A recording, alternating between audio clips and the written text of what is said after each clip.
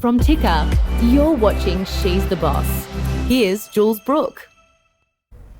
Hi and welcome to She's the Boss. Today I'm on my own in the studio as we're all in isolation at home, but I have two amazing women coming to join me remotely. I've got Anne Miles, who runs Suits and Sneakers. I have to remember to say that the right way round. And I have the amazing Kylie Bartlett, who has just started the Digital Talent Group. So welcome, ladies. Hi, welcome. It works great. So fantastic to have you here. The first thing that I'd like to do is get you to kind of introduce yourselves and tell us a little bit about why you do what you do and what you're actually doing right now. So I'm going to start with you, Kylie. Can you tell us a little bit about what it is that you're doing right now and why? Yes, sure. So I've just founded, I'm the CEO and co-founder of Digital Talent Group, and we are a social impact organisation and a training college, or for those out there that know what an RTO is, we're an RTO, and what we do is we employ unemployed youth and then we skill them up and we certify them in the diploma of social media marketing, and then we hire them out to small businesses who are struggling to do social media. So we call them digital tradies. So now, instead of calling a plumber to fix your leaky tap, you can now call a digital tradie to plug your social media hole. That is just such a good idea. I absolutely love it. Such a clever idea. Now, Anne, tell us a little bit about what you do. Yeah, hi. Thanks for having me. My pleasure. Yes, I have a company. It's called Suits and Sneakers. Yep. And Suits are the people who are like account directors and strategists and the people who get things done. Yeah. And then the Sneakers are the creative production and tech people. So I'm a bit of a people hub as well.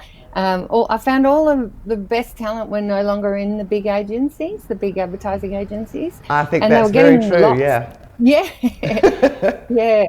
And I think in the minute that you've got, grey hair too in an advertising agency, that, makes you obsolete for some crazy reason. I know that, having worked in agencies myself, it's ridiculous. But, for some reason, youth is valued over experience. So love what you're doing. So tell me a little bit more about why you're doing it. I think, truthfully, I did just get really good job. Well, a lot of people would just give up or go and do another career. So I love it that you went, you know what, I'm really good at what I do and I'm going to keep going. That's right. Thanks, Jules. Yeah, absolutely. That was the motivation for me, because even personally, I feel like I'm at the absolute top of my game, and to be overlooked because, and I'm boldly grey, right? So and I love all the boldly grey women are just standing out these days. You look amazing, and with long hair as well. It's extra stunning. Yeah, well, you got to make the best of what you've got, I reckon. And I suppose that's what I was a mantra, really, actually. So the whole business was created out of that. We've just got to make the best of this situation. And I actually, as a business coach for creative industries beforehand, I really saw a trend that more and more people were going to become freelance, and like Kylie too. I think this is the really smart new economy. I think we do slightly different things, which would be really collaborative as a collection, actually. So I've got the super top experienced people, and you've got the fresh upcoming. It could be, I think it'd be I know, it's a match made in heaven. You'll have to have a discussion afterwards. So Kylie, tell me, what motivates you? What made you, or what is your big why as to why you're doing what you're doing? Yeah, that's a really good question. I guess I'm at a stage in my life. I'm grey, but my hair is dyed black.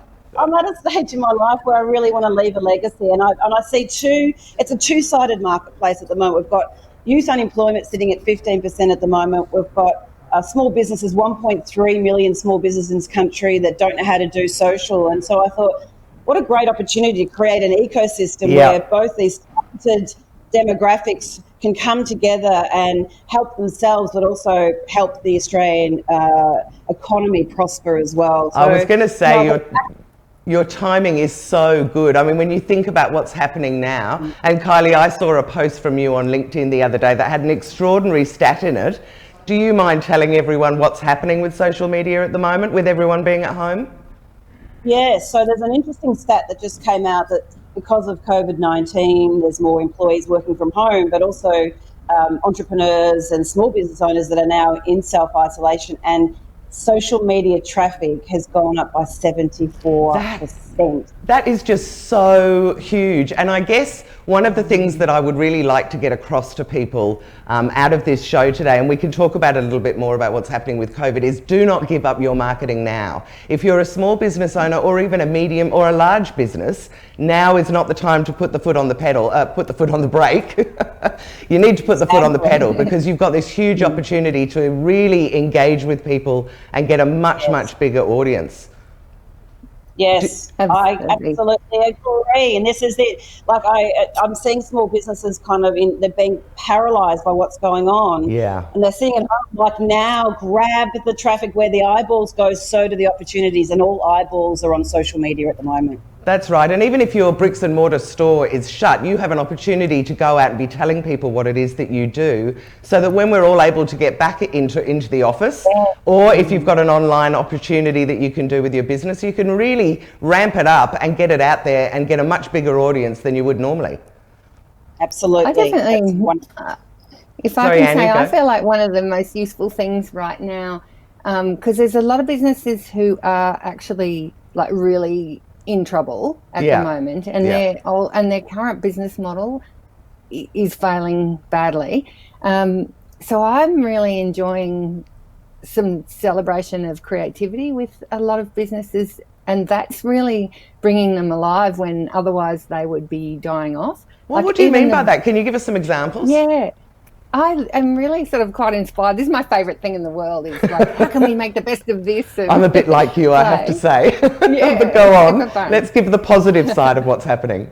Yeah, like even there's a huge fancy, I've forgotten the brand it is actually, but perfume company in Paris. It's like one of the elite perfume companies. Yeah. And they're going, well, no one's going to be buying perfume right now because it's just such an excessive luxury. Feels a bit wrong, it feels wrong. So they've repurposed their whole factory to produce hand sanitizer, and they're now doing that. I think Shane Warne is doing it here with his gin company as well. I've been reading that some alcohol-based companies have gone, alcohol's a big component, let's start making hand sanitizer.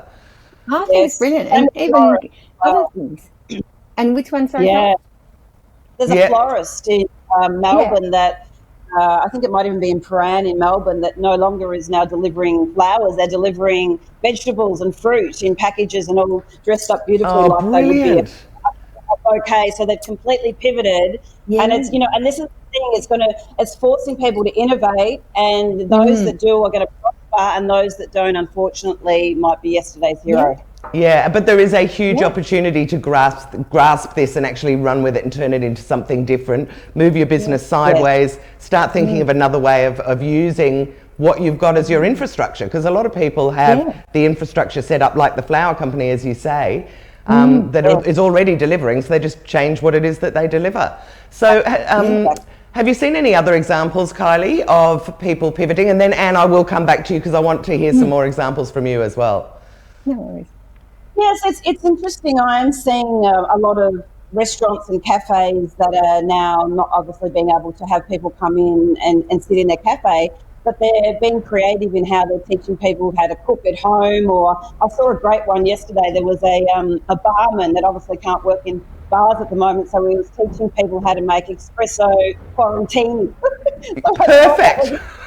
And what it's doing is it's building that tribe and the psychology around the connection, so that I want to go out to that bar and buy an espresso martini when it's open, because he's already entertaining my attention whilst we're in lockdown. That's right, and you'll also have the thing, I think, where people will go, I've seen you on camera and I've seen you on social, I'd really love to see you in real life. A bit like you turn into a bit like a movie star, but just on a slightly smaller scale. Exactly. Yeah. So, Anne, have you got any more examples? I love that one of the perfume company. Have you got any more that you've seen where people are being really creative? I must admit I've been collecting them because I'm going, what else can we do? But so there's probably a lot. And even going on Kylie's point about the cafe, I've been speaking to a cafe that looks like my favourite place in the world, and I'm going, we cannot have them die. So I've even been saying, can they shift into doing, like a family whole meal, and then make it as a make yourself kit and then have the video that goes with it, or an online cooking session that you can cook with mama in the kitchen who can show you how to do it at home.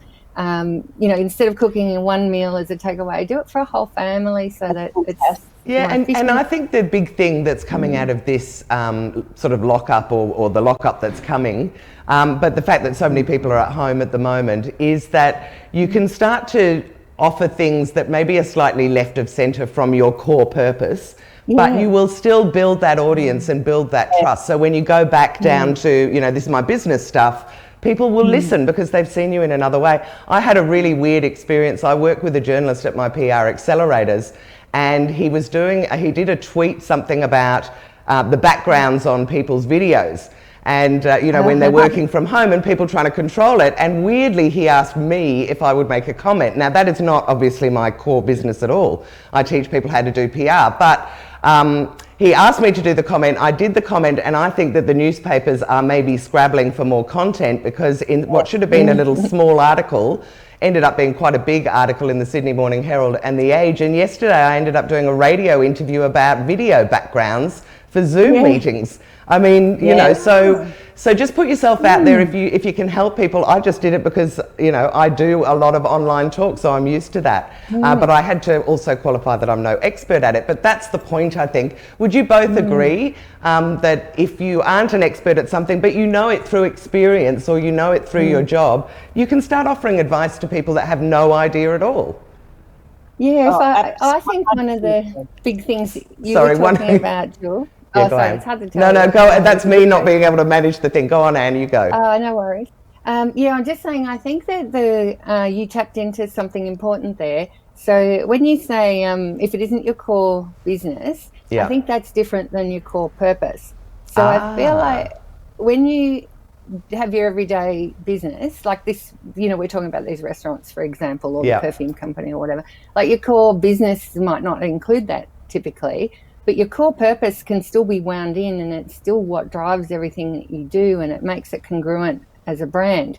So if your core purpose was to have people in, you know, as a family get together and enjoy the taste of Italy, or that can still be followed through in your purpose. And in the flower company, for example, if their purpose was to give a sparkle in someone's day when they needed it, or whatever drove them as their motivation, I feel like that is what makes it congruent and why you can do it now when you didn't before. That's a really good point. And because I've been saying to people that a lot of people have a passion outside of their job, and they could start doing things there, because there's no risk when you're at home and you're not working anyway to do that kind of thing. Kylie, what do you think?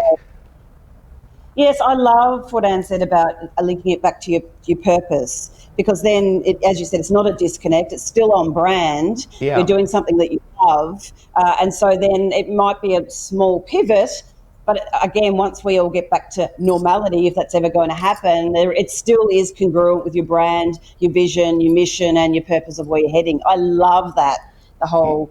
It is true, actually, because there's a lot of companies that have, you know, our purpose is, or our mission statements are a great one as well, is to bring joy to people's lives, or to enhance women's lives, or make it easier to look after your children. Think about that purpose and actually use that to go out with your social media. And if you have that in mind, you can go into lots of different directions. I love that. Great. I think that's also why you are the expert of presenting yourself in a public place, and in a, you know, on camera, or you know, how you build a reputation in front of a camera or whatever. I think that's why it fits for you. That fits your purpose. Oh, thank you. All right, well, girls, I think we might just take a little break, and then we're going to come back, because what I'd really like to know, and I'm sure our audience would, is what you started out doing as a young woman, and how your journey has progressed to take you to this stage now. I think that's always really fascinating for people, because we often start doing one thing and move into another. So you start thinking about what you're going to tell us. I'll give you a break for a minute, and then we'll come back, and you can start one at a time telling us how you got to where to do what you're doing now. Thanks, Jules. Chat soon. See you in a minute.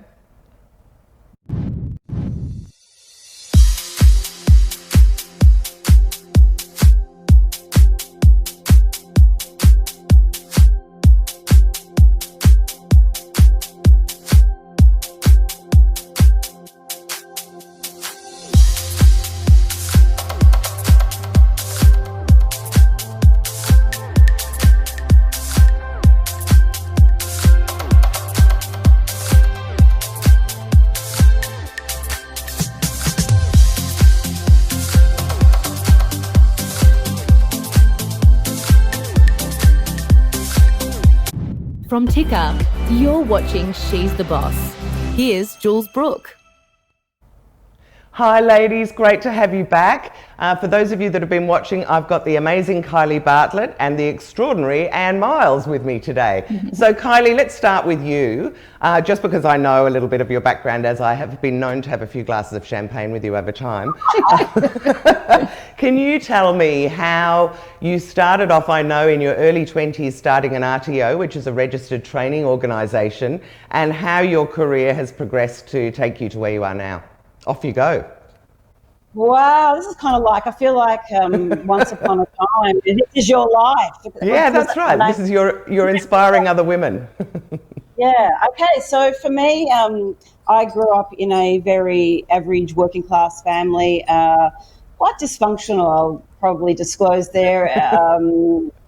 Could go on, but yes, it was an interesting upbringing. Mum was a barmaid, Dad was a fitter and turner. We went to a public high school, and I didn't really go to high school to be educated. I went to high school to probably escape domestic violence at home. Right. And so it wasn't unusual. It was no surprise when I didn't do well at school and was diagnosed as having a learning disability, having dyslexia. And I'll never forget my Year 12 economics teacher, which will remain nameless, said, Kylie, the closest thing that you'll ever come to a university is serving chips in the cafeteria. So oh my God, I love that. I hope that you're kind of going, I'm not allowed to do rude signals, but I would. I love that you've overcome that. Woohoo! So what happens? So you're at school and you're told that you're hopeless. What happens there? So I'll tell you about this economics teacher who ended up coming back into my life 5 years later, but we'll go on. So, of course, when Year 12 finished, I was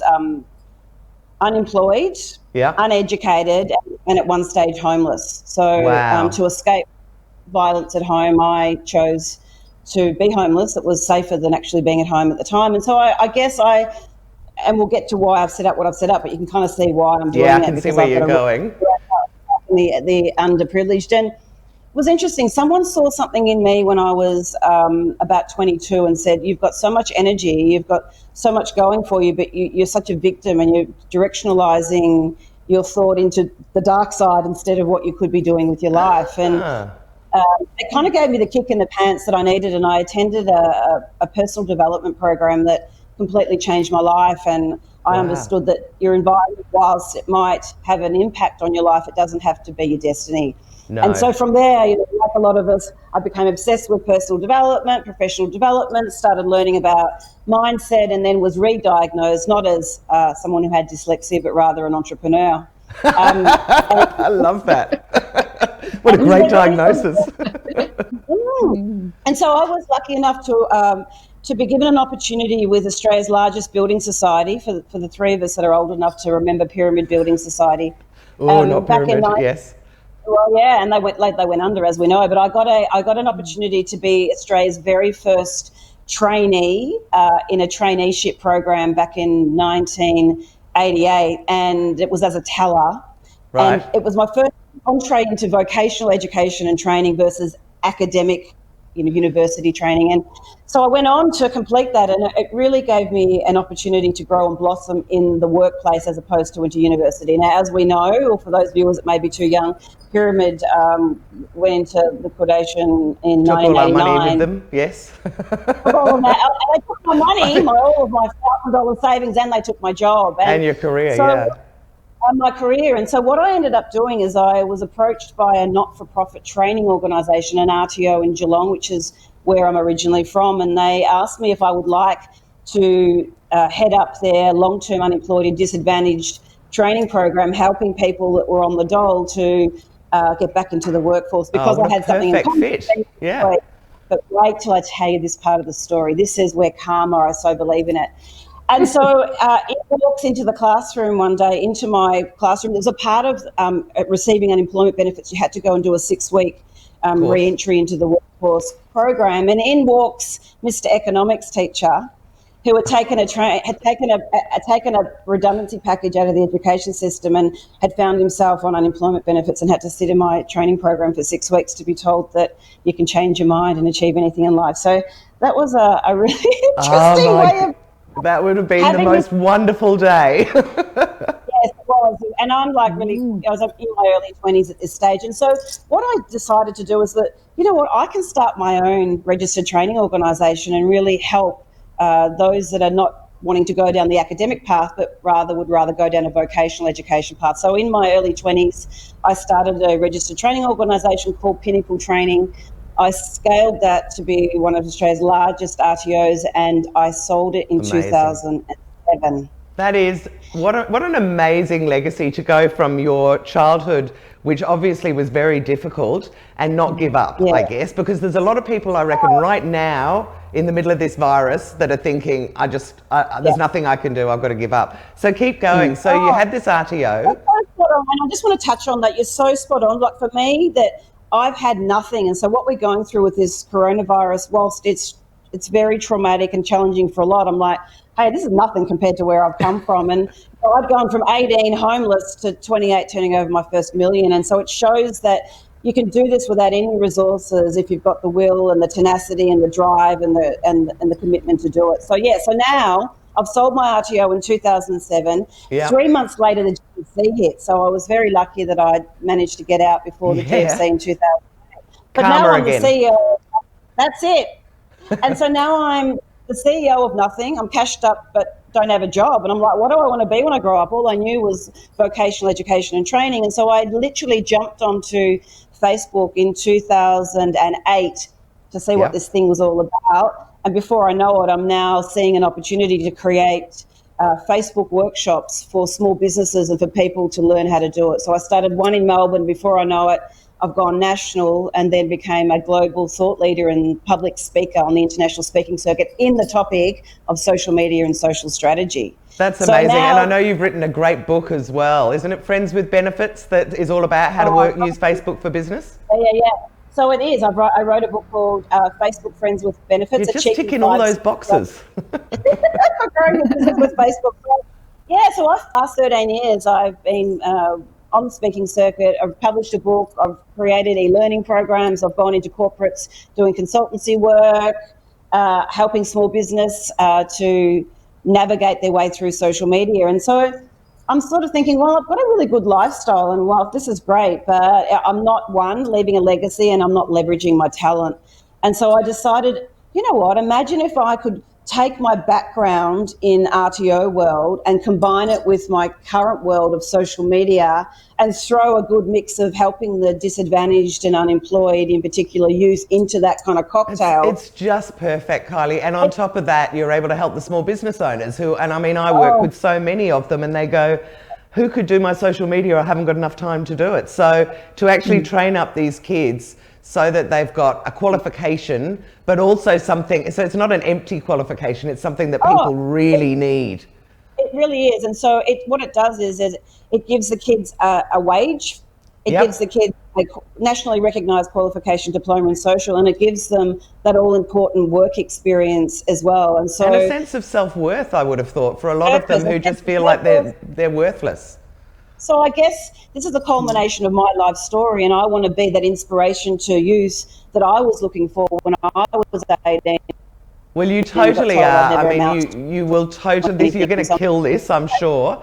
I'm going to give Anne an opportunity now, and then we'll come back afterwards because after the break, I really want you to start telling us some of the things that people could do at home and some of the things that you've learned along the way. But Anne, it's your turn to shine. I would really love to know, because I've had a little look at your website. Looks to me like you were in the film industry for a while and agencies. So tell us about that and tell us how you've ended up doing suits and sneakers. I'm terrified of saying it the wrong way around. I know someone called it suits and shoes and socks the other day, which I thought was kind of funny. It is cute. Yeah, so my story, I really appreciate Kylie's honesty there, and I feel like mine's almost upside down version of that. So I had the idyllic, perfect childhood, brought up in the country on a dairy farm with two amazing parents. They are very active in charity work. They're both awarded OAM, absolutely beautiful, collaborative parents. And I was brought up in a very inclusive environment where it didn't matter what gender or age you were. And then Yeah. I started in advertising And discovered there was a disconnect. What the hell? Yeah. So then the journey. So went sorry, on let me from just there. interrupt you. So advertising was your first job after you left school? At RMIT to do the advertising course. I thought Yeah. I'll give it a go. I got interested in it because Dad was on the board of the Victorian Dairy Industry Authority, Right. and he was coming home with Big M content and marketing strategies and Yeah. stuff like that. And did I was they used to going, do a "Ooh." terrific job? Yeah.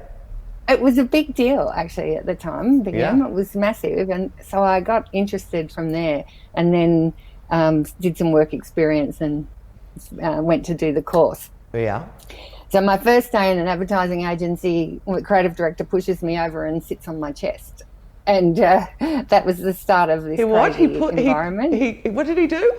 He pushed me on the floor and sat on my chest. You are kidding me. That's my first day as a 19-year-old. Can I just say to any of the younger women out here, this was the kind of sexism that we used to have to put up with. I cannot believe he did that. Oh, And it got anyway. worse over the years. I've had all sorts of, like, I actually, unfortunately, as an adult and being so innocent, really, I didn't expect this in a workplace. But every single job I've left for either discrimination or a sexist behaviour, sexual abuse, sexual assault, like, I can't even explain. God. And I thought that over the years, like, I got to the top pretty quick in each of the agencies that I was So in. you were were you a creative? Yeah. Are you a creative person? I started in, I'm a bit of a mix, actually. Yeah, So I worked in agencies and I was Yeah. kind of a suit who used to love doing the creative bits as well. Yeah, so I started as a producer, Right. or production assistant, and within 2 years I was running the department. Wow. And a big team, $20 million of production by the time I was 21. It was Yeah, pretty 21. wild. Wow, that's massive. Yeah, I know. Sometimes I go, what were they thinking? But I survived. And No, well, you were I was obviously good doing at what you well. did. Yeah, it was, you work hard and all that kind of stuff. Everyone else was smoking joints at their desk and I was doing the work. Well, So look it what was a wild happened. ride. Yeah.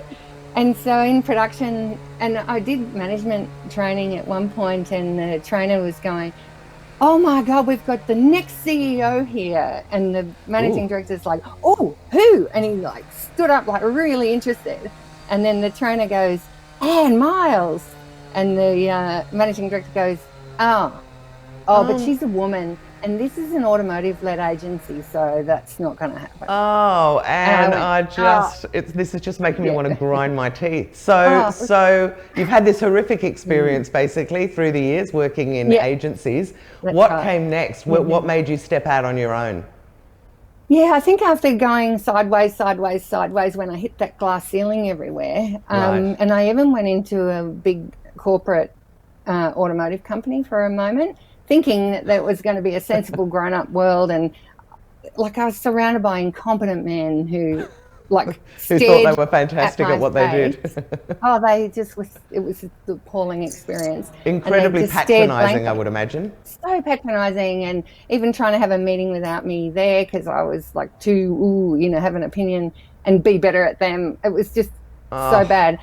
Anyway, we were such a wrong culture fit, and then I went out and I'm going, I am just so fed up with all this. I'm going to go and do something completely new. And I saw 5 senior creative people being retrenched from a big ad agency. Yeah. And I went, right, that's it. I'm grabbing them. That is it. I want them all in one place where they can get found, because I think actually brands and the businesses want the talent, and they don't even know that they're not there in ad agencies anymore. And the ad agencies are rewarded for poor process. The timesheet process is meaning they're layering up lots of people and multiple people when they don't need to. Pushing on the cost to the client. So therefore, it works for really big businesses, I guess, who probably aren't watching the bottom dollar quite so much as the smaller ones, but that's a very tough sell to anybody in a smaller agency. So is this when you set up Suits and Sneakers? Yeah, that's right. So it's in January in 2018. And I I didn't realise it was so new. It's very new, so it's quite exciting, and it's mad actually. So in my first 2 years of started winning awards for it, and it's been unreal. Yeah. So tell us the awards you've won, excited. because you have won a couple of awards quite recently, as I saw on your website anyway. Yeah. So the Westpac 200 Businesses of Tomorrow, Yeah. that was a major pivotal moment, I think, because I was just quietly going on, and I think a lot of people were a little like, what is this Susan socks, and run by a woman as well. Yeah. And so I had people sort of all niggling about it in the industry. I was going, and when you've been undermined and kept from being your full potential for a long time, I didn't really expect, that's my own fault too, right? So I sort of expected that there would be a cap. Yeah. And then all of a sudden when that happened, I went, oh, so someone's noticed. And then I've gone, no, I'm like changing the world now.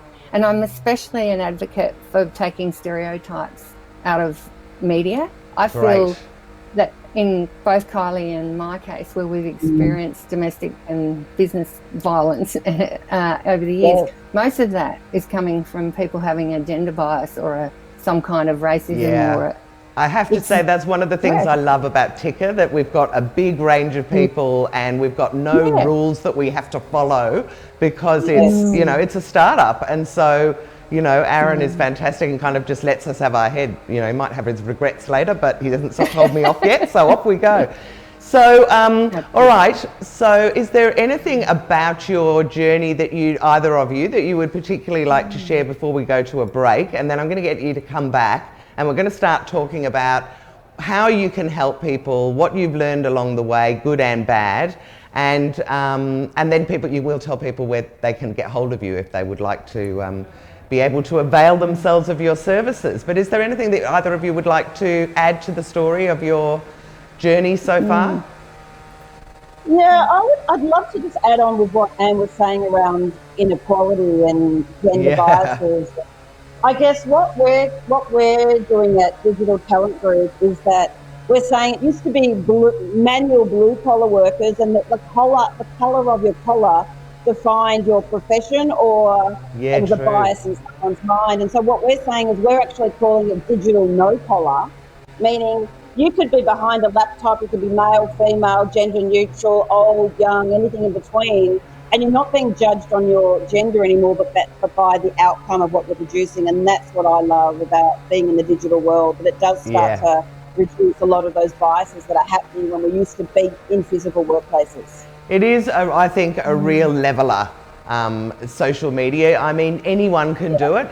All you have to do is start writing about stuff that you love, and other people that love your stuff will join with you. So it's an opportunity that anyone out there can jump onto straight away and just find your way through. I mean, there are people still in my life, and I'm sure there are in yours, that go, I don't need all that social media stuff. But actually, it is so powerful, and it's a cheap and very effective way to get a message out there. Yeah. Okay, girls, well, look, let's just have a break now, just a minute or so, and then we'll come back and we'll start thinking about advice that we could offer people, and also just things that you've learned on your journey.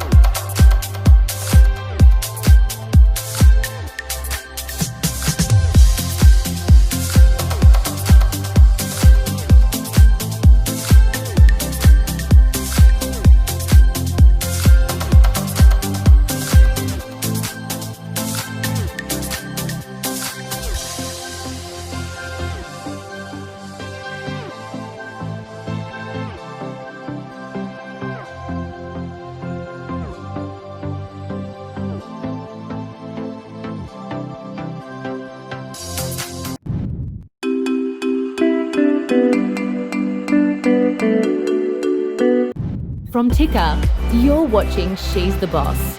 Here's Jules Brooke. Welcome back to She's the Boss. I have two amazing guests on today, Kylie Bartlett and Anne Miles. Now, we've been talking all sorts of things about our journeys to get there, but now let's start talking about the lessons we've learned and what we could actually share with the audience. The first thing, though, that I want to mention is, Anne, I'm just going to ask you to tell us a little bit about your new book, From the Chaos. Tell us a little bit about that. Oh, thanks for that. This means a lot to me, actually, and I happen to have it. So great. Good. So we get to see it. From the and Chaos. It's awesome name, particularly right at the moment. So what's it about? I know, it's freaky. So it's called From the Chaos for Life's Insights for Life's Difficult Moments. And I'll admit I've probably underplayed it today, but I've been through a real lot, and that's my children as well. And a lot of that is, domestic violence and seriously everything you can imagine. Yeah. Right. So it's been quite a challenging time. But the weird thing is, all this time people have always gone, you'd never know, like, how come you're keeping it together? And there's serious mental illness with my children and all sorts of really big challenges. And so there was a moment years ago when I was taking my son to a psychologist, and I'm sitting there and I'm looking at him and I'm going, this is a 45-minute session once a week at $160 an hour. Yeah. And I've got Medicare paying for 6 of this, and that is it. And I went, okay, so I've got to get better at this whole living in the world thing, or my children are not going to have any help, and I'm not going to be able to help myself even. So I just it's like I've had my own personal lockdown, because as a single parent with small children, you can't leave the house. I know that feeling. So this is this lockdown now is, nothing. So I was very productive with my time, and I retrained in a lot of different topics. I've got a wall of certificates. It's just mad. And so I learned how to make the best of what I've got. And I think, thankfully, being a creative person, it's really helped.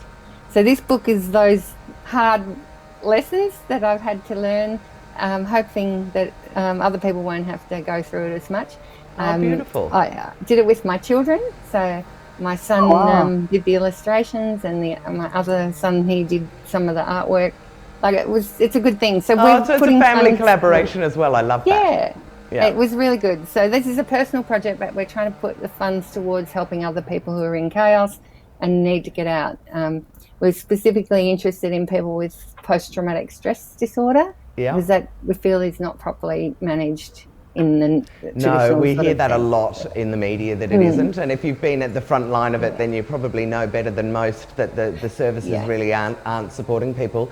So can you give us an example, and you're welcome to give us out of the book, and then Kylie, I'm coming straight back to you after this, but can you give us one little life lesson or one little life hack that we could use, Anne? I'm sorry to put you on the spot because I know you've got a book full of them. I just open up the book, randomly. So one of the points is, it takes more courage to reveal your vulnerabilities. And that's very Brené Brown of you. It is a bit. And there's this fabulous illustration from my son of a skeleton in the closet, which I thought he was very insightful. He was only in Year 9 when he did these illustrations. So wow, that is very insightful. Yeah. So what do you mean by that? Challenging, it actually is really hard to show our flaws in the world. Yeah. And it took me ages to be comfortable with that. I think I was a bit in perfectionist mode as well. I think a lot of people are, because they want to put forward that front that everything is fine. But actually, we relate much better to people when they stuff up or when they aren't perfect, because then we can go, oh, they like me, rather than this perfect icon. Even Kylie's story, in the past, we would have all been taught that she would only talk about the success in the business and the, financial return that she had. And, that's commendable and amazing. And it wouldn't have been at all comfortable to have said, I got motivated to do this because of this traumatic experience and a very humble background. So I feel we need to be more brave, and especially with social media right now, everyone's putting up their best side the whole time. Well, really, I'm seeing a lot of people who are saying, I'm destroyed and I am in such despair. So there are a lot of people showing their vulnerability. I think maybe it's because I'm across a lot of women's groups, and I think without wanting to be mean about it, I do think that women feel that they can open up a little bit more if there's other women around them.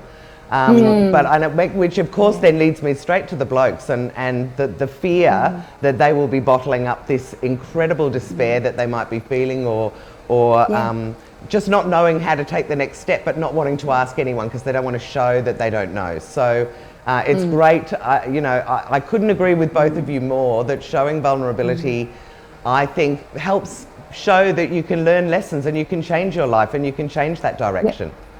Yeah, definitely. Yeah. So, oh no, that's fine. I'll come back to you again in a minute, but I'm going to give Kylie a moment now. So Kylie, can you tell us of some things that you've learned along your journey that you think might help other people?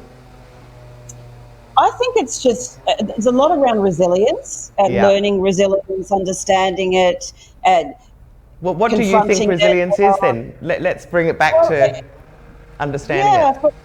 For me, it's first of all acknowledging what are you suppressing and talking it out, finding groups of people that you trust and that are supportive and nurturing to get out what's going on, because suppressing it ends up manifesting in a way. So, I mean, I do a lot of work on personal development, professional development. I'm part of a lot of personal development movements, and I'm forever educating myself so that I can deal with traumas or life challenges or COVID-19, like what's going on now. And for me, I'm really trying to stay centered, present, kind, grateful, but at the same time, adding value wherever I can with no agenda behind that. How can we all beautiful. And I really do believe at the moment that Mother Nature's pissed off. You know, she's given us floods and fires, and now globally there's I call it the corona correction, because I think what it's doing is it's getting us as humanity to come together and get through it as one, rather than fight and having this connection going on. So yeah, I agree. And being vulnerable enough to actually put your hand up and ask for help is, for me, about being resilient too. And there's a lot of people, I think, that have been very unhappy in their jobs. Certainly when I go out and meet people for coffees and meet people socially, a lot of people say, oh my God, I wish I was doing something different, but it pays the bills. Well, you know what? You're having a pause now. You actually have got time to think about what else you could do, and maybe start going in another direction. I'm really fascinated. I'm so with you in terms of this being quite life-changing for everyone, and that it really is a pause for the planet. So the earth is also getting a break, and all that smog and pollution is stopping. But in people's minds, I do agree that, look, you're going to be devastated when you're at home at first, but that will pass, and then you'll either become incredibly bored or you're going to start looking for new things to do and new things to learn. And Kylie, your suggestion that people really, if you can keep educating yourself in different things, opportunities will come out of that anyway. There's no doubt, and they say that, you know, through a bushfire, even the strongest trees get knocked over in a bushfire, but what it does is it allows the undergrowth to come through because there's no canopy sitting on the top. And so I'm saying to the undergrowth now, educate yourself, innovate, step out of your comfort zone, learn to use Zoom, learn to use Xero, go in the cloud. Aim for the canopy. Aim for the canopy, jump on social media, because we as small business owners and women, we're nimble, we can change and pivot and multitask, and it's the corporates that are really struggling at the moment because they've never been faced with this before. And now it's an opportunity as small business owners to really take advantage of that. Be real, be authentic, and it will pay off longer term. It will, that's right. I mean, we've seen it, I've seen it, and you've seen it. So, Anne, tell me, in big advertising land, I know my brother has a big agency as well, and he said it's pretty hard to advertise when the doors are shut. What are you doing to get through this particular period? Well, I feel like it's an uncomfortable thing to say, but it's actually, this is the moment that my business has been designed for. So we all have worked remotely for a long time. We have a really a collaborative way of functioning and operating. We have fantastic software and tools. And but have you got the clients? Are the clients still forging forward? Are they all kind of freaking out and closing their doors and saying, no, we don't want to pause it for a while? It's funny, I have the extremes. So I've got people who've been sort of regular bread and butter type of clients that are just going, stop everything, you know, we just got to regroup and hold it off. But then at the same time, I have a whole lot of innovative new people saying, this is the moment, I'm rebranding, I'm repositioning, I'm changing my business model. What's business design look like? Yeah. in this new environment. So I feel that's like true. I would say both. Yeah. And I would also say there's a real opportunity to be creative. I know I was watching something on SBS On Demand last night and the ads were coming through for travelling and going on holiday and blah, blah, blah. And I'm thinking, you know, this just is so irrelevant at the moment, but if they had just taken the chance to do something creative around this and a message that would resonate with their clients more, this is a huge opportunity for them to build trust, you know, which is what every company wants, and that's what advertising is supposed to do, build trust. Yeah, it's just, I think there's an opportunity to do it differently and be creative about how you do it. I don't know of any business that can't actually make good of this. And even if you've got lots and lots of employees, I noticed a really fabulous business the other day called Bench On. Yeah. And what that is workers in a big corporation can be repurposed in another industry that's thriving and needing people at the moment. So you can actually retain your employees by using them somewhere else. In a different way. Yeah. Yeah, and then they great. get paid like Qantas and Woolworths are swapping right now through this Yes, system. yes, I saw that actually, that they can all go and stack shelves and things. Yeah. Which of course is just What something would you different, but it rather? also would keep that worry at bay that I think a lot of people are getting by staying at home. So back to you, Kylie, have you got some tips that you could offer people just based on your own experience, maybe 2 or 3 tips that people could do in their business right now? I think step one, you've got to have a strategy. It's like trying to build a house without an architectural plan. It's going to end up like the house that Jack built. So I'd be looking for education, webinars, online workshops around a social media strategy. Right. And then getting really creative with how can you take what you may be doing offline and give it an online feel to it. Like we use the example of restaurants showing us how to cook at home, personal trainers showing us how to exercise at home. Yes. You know, the barman teaching us cocktails.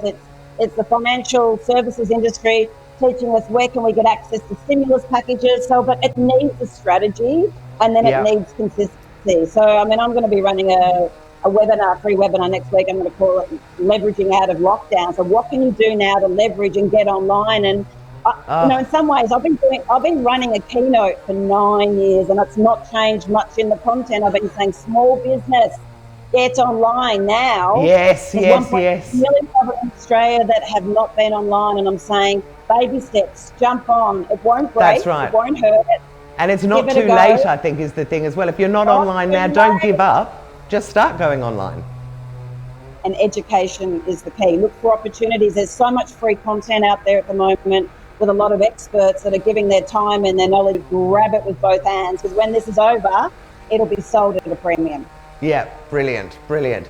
Anne, have you got any tips that you could give business owners out there, particularly women who are running businesses who might be feeling a bit like, oh, what can I even do? And I definitely do. I feel like number one is just go back to what your core purpose is as a business. And I think also on a personal level as well, I also think tap into your creativity and redesign the business and redesign your marketing. Like really think about what the potential is. And going forward, because we're going to come out of this and there's going to be a whole different vibe, but there's going to be a whole lot of people feeling like they're starting again, and other people saying, I want to get back to the way we were really quickly. So think about how you can manage that. I think the other number one thing for me is women do have, probably more so than men, they do enjoy the collaboration of getting together and talking about problems. Yes. And there's actually a lot of significance in that actually keeps you trapped.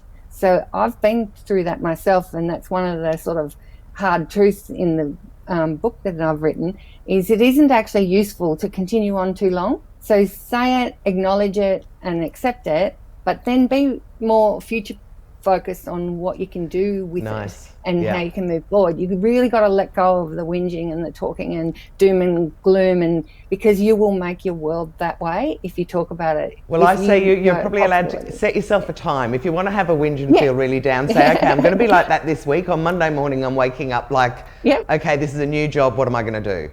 That's great advice, I just think it's hard sometimes to pull yourself out of it, and it's nice to be able to say, okay, you are allowed to feel like that, but it's not productive and it's not going to help you in the long run. So indulge yourself for a little short amount of time, and then it's time to start thinking of how you can pull yourself out of it how you could help someone else if you are already offering things online, or if you've been thinking about offering things online, how you can jump on and do that now. I would say there are loads of industries that are doing really well out of this isolation as well, and one of them has to be web companies that are being approached by every second person going, set me up a website.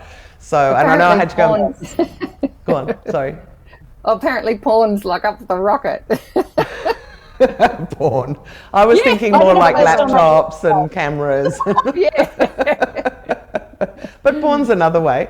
All right, so Kylie, can you tell people if people want to be part of yours? So I know you've got the webinar, the free webinar next week, but you've got this amazing service as well that I'm sure small business owners would like to know about and may have children who they would like to push into your course as well. How do people get hold of you these days?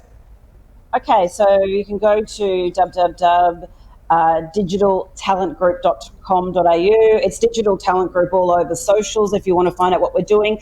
So we're looking for youth that would like to forge their career as a digital social media manager. We're looking for small businesses who want to outsource it, but we're also raising capital as a social impact organisation. So Sorry, I just interrupted you, but if anybody is looking to invest in something right now, then I would think that you couldn't go past the Digital Talent Group as being something that's providing social impact as well as something that's going to help people in business. So Anne, how do people get hold of you? Oh, thanks so much. It's very kind. So I'm Suits and Sneakers and .global if you want to track us down. Right. I'm also just about to do a training on helping people use LinkedIn in a new way to build a reputation and to do that. So that would be worth small business hanging out. Okay, and will they be able to find that on your website? Yeah, I've got to express interest, and that's like coming up shortly, and I'll shift my in-person training into an online thing. Yeah, well done. But if you could help me, with the book, it'd be wonderful. So that's from thechaos.net, and I'm trying to raise funds to help people with over mental illness at the moment. So I'd really appreciate the support. Well, look, you are two incredibly inspiring women. Thank you so much for joining me today. Even if we don't get to sit in the studio, I've missed you here. But it's been fantastic to talk to you on there. I love what you're both doing, and thank you so much for joining us. And for anybody else out there, if you'd like a bit more inspiration to see what these incredible women are doing in Australian business, do join me next week on She's the Boss at 11 o'clock on Thursdays.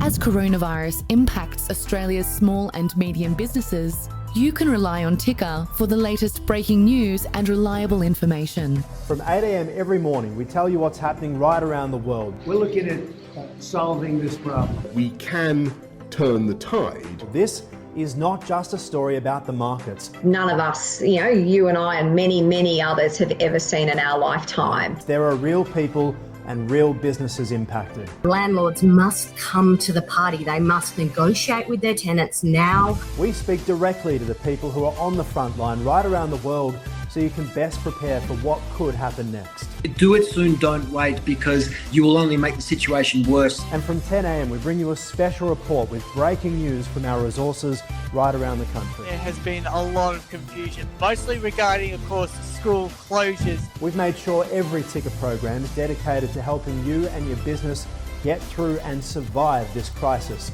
from tech to innovation. This is Innovate Today. You're going to see new jobs created, whether it's in technology, marketing. You risk creating a raft of mental health issues as well. Ticker cuts through with bold business. We're listening to small and medium businesses right around the country because you are such an important part of this story. 20 grand ain't going to do much. Ain't going to do much, but there's always things changing. Last week was 50% of your PAYG. We're talking about actually reinventing yourself or your business. Head to our website, download our apps. We're live on Twitter, or of course you can watch us on Amazon Alexa. Ticker is bold business helping you to get through.